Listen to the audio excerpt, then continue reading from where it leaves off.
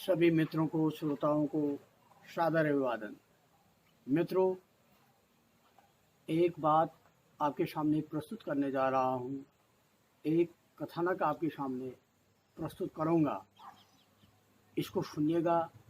और जो भी कथानक मैंने इस चैनल के माध्यम से आप लोगों के सामने प्रस्तुत किए हैं, इनका तात्पर्य यह है कि समाज में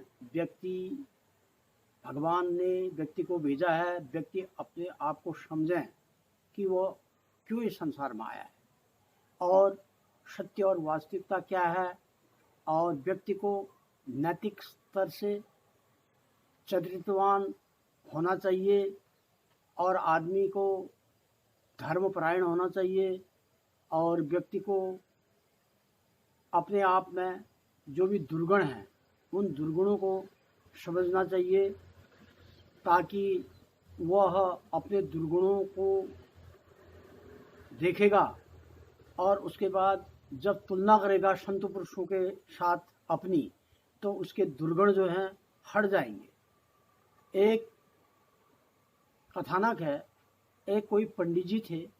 नाम तो सब भगवान के ही नाम होते हैं। जितने भी सृष्टि में नाम हैं, चाहे रमेश कहें, चाहे सुरेश कहें, चाहे हरीश कहें, चाहे उमेश कहें, चाहे दिवाकर कहें, चाहे दिनेश कहें, जितने भी शब्द होते हैं हमारे हिंदू शास्त्र में, सब भगवान के ही पर्यायवाची शब्द हैं।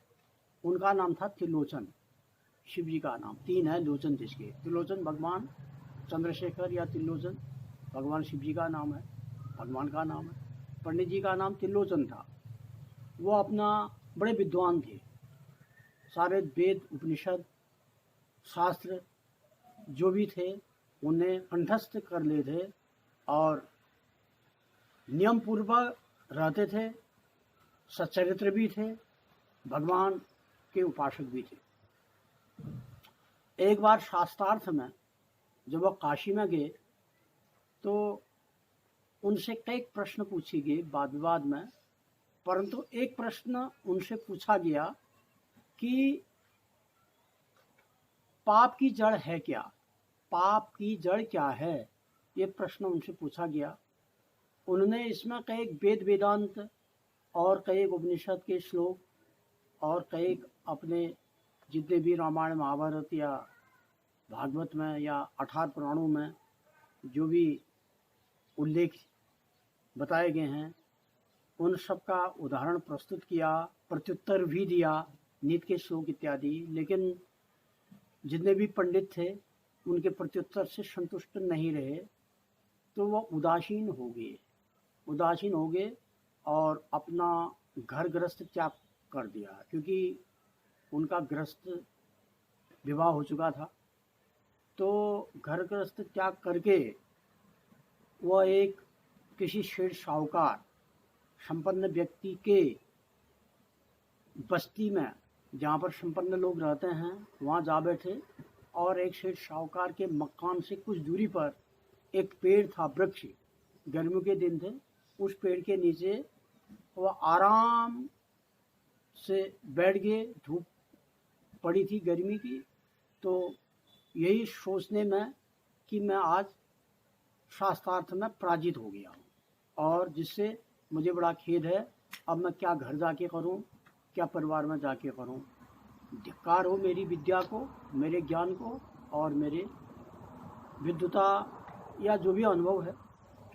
तो ऐसा सोचते सोचते वह पेड़ के नीचे जब बैठे थे, तो जो शेठ साहूकार की जो धर्मपत्नी थी, उसने देखा कि यहाँ पर कोई पंडित जी बैठे हुए हैं और बड़े उदासीन हैं, तो उनके पास चली गई और उन्होंने कहा, गुरुदेव आप पंडित मालूम पढ़ते हैं, ब्राह्मण हैं क्या?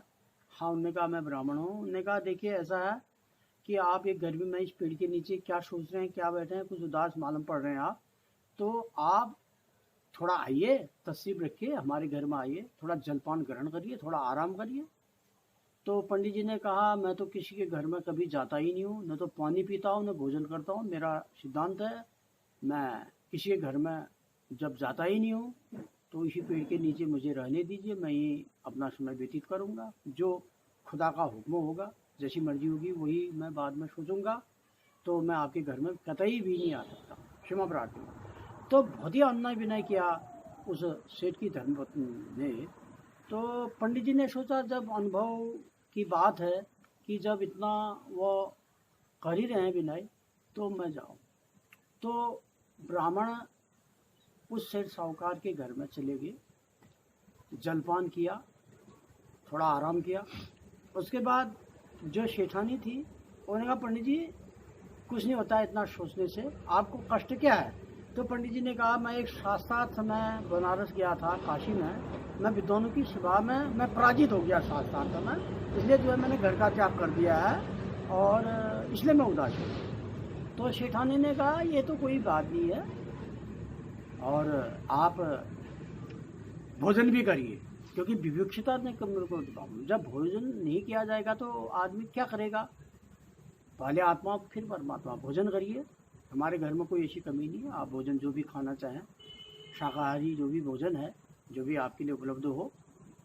तो पंडित जी ने कहा, नहीं मैं तो स्वयंपाकी ब्राह्मण हूँ, मैं तो किसी के हाथ का खाता नहीं, मैं तो जलपान भी नहीं करता। वो तो आपने कहा, आपके अनुरोध से, खुदा की ऐसी मर्जी थी, मैं आ गया, लेकिन मैं कतई नहीं करूँगा भोजन। उन्हें बहुत ही अनुभव विनय किया पंडित जी से। तो पंडित जी को भूख तो लगी रही थी, विवक्षित आदमी है तो क्या नहीं करता है। धर्म तो तब देखा जाता है जब आदमी विवक्षित न हो, जब आदमी चारों तरफ से मजबूत हो, नहीं तो जब आदमी पेट में चूहे हैं तो उसमें क्या धर्म, क्या सिद्धांत। तो अन्य विनय के साथ कहा, तो उनने भोजन भी कर लिया। भोजन करने के बाद उन्होंने, सेठानी ने पंडित जी से पूछा कि आप शास्त्रार्थ में आपको क्या प्रश्न पूछा गया जिससे आपको इतना जो है उदासीनता है और इतना शोभ है, इतनी गिलानी है, इतना खेद है, तो आप बताइए, कुछ हम भी मदद कर सकते हैं अपने अनुभव से। उन्होंने कहा, ऐसा है कि मुझे विद्वानों ने प्रश्न पूछा कि पाप की जड़ क्या है, पाप की जड़ क्या है, ये पूछा, और मैंने जो उत्तर दिया था वेद वेदांत, तो उससे वो संतुष्ट नहीं रहे, तो इसलिए मैं परेशान हूँ, और यही मेरी दिमाग में बात घूमती है 24 घंटा। उन्हें कोई बात नहीं, अभी आपने भोजन कर लिया, आप आराम करिए, उसके बाद आपको मैं जाते समय सोने की 100 मोहरें भी दूंगी, आप चिंता मत करिए, आप यहाँ रहिए ठार से। तो सोने की मोहरें दूंगी कहने में पंडित जी का ध्यान कुछ बिदल जैसा गया। उन्होंने कहा, अच्छा ये तो अच्छा ही है। तो पंडित जी उनके घर में एक परिवार के सदस्य के रूप में रहे, तो उनकी एक कन्या थी विवाह योगी, शेठ साहूकार की।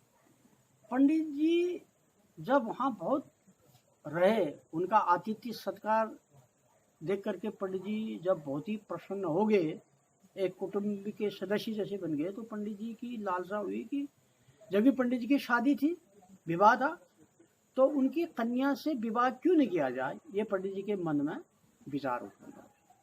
तो उनने ये प्रणय निवेदन जो है ये शेठानी से कर दिया कि आपके घर में परिवार का संबंध जैसा है, तो मेरे मन में जो है ये वाली बात है, विवाह प्रस्ताव। तो जब ये कहा तो शेठानी जी ने पंडित जी से कहा, पंडित जी आपको आपके बात का जो है प्रत्युत्तर मिल गया। उन्होंने कहा, ऐसा है कि जो पाप आप कह रहे हैं, आपसे पूछा गया इसकी जड़ क्या है। पाप की जड़ है लोभ। उस लोभ की वजह से पहले आप स्वयं पाकी थे, आप किसके घर में नहीं जाते थे। आपको मैंने कहा कि मैं सोने की 100 मोहरें आपको दूंगी, आप मेरे घर में आ दें, तो आप उस सोने की मोहरे की वजह से मेरे घर में आए। आप स्वयं पाकी थे, सच्चरित्र थे, नियमबद्ध थे, विद्वान थे, तो आप किसके हाथ का नहीं खाते थे, स्वयं पाकी थे, तो आपने भोजन भी किया। उसके बाद सोने की मोहरों का लोभ हुआ। उसके बाद आपने मेरी कन्या से विवाह करने का प्रस्ताव मुझे किया। तो धीरे धीरे धीरे धीरे आप जो है अपने नियम से भ्रष्ट हो गए, आपने अधोपतन की ओर आप गए। तो ये जो जड़ है ये लोभ है।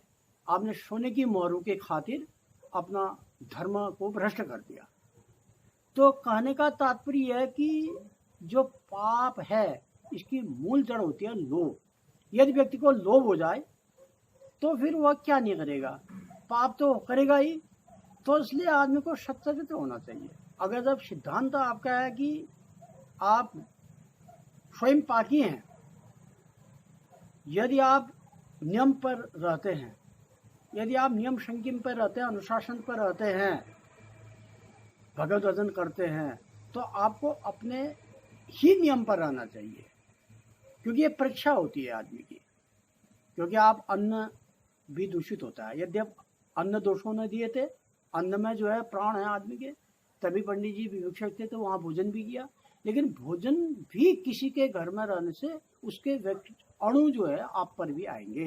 इसलिए भोजन करते समय ये जांच परख लें कि भोजन रुचिकर है या नहीं है, मैं कहाँ खा रहा हूँ, क्या कर रहा हूँ, भोजन किस तरह का है।